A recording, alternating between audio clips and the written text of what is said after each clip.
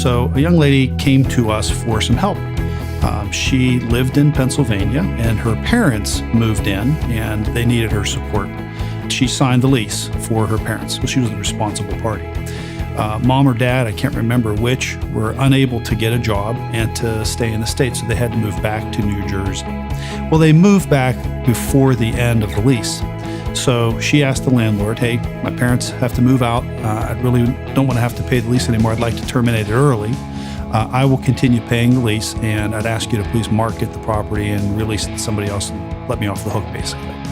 Reasonable request based upon something that she did nice to support her parents. That's a good thing. Sadly, this landlord just didn't want to help her out with that. He did absolutely nothing to remarket the property, and she asked him several times to do it. After the third or fourth time, she called us, and I'm really glad that she did. She got in contact with somebody in my office, and he had been an advocate for consumers for many years and got involved in the situation, looked at the lease, and wrote a letter on her behalf to the landlord and told the landlord, look, what she's asking for is entirely fair. You have a duty to act in good faith under this lease, and so we want you to market the property. She's going to continue paying the rent, but she's going to pay the rent into my trustee account, and we'll release that money whenever you have found a new tenant.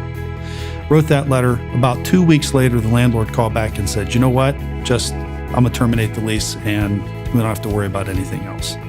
And that was it. So it's something good that happened, and there was fairness there, there was justice there, and she didn't want to get sued. She didn't want to be involved in the court system.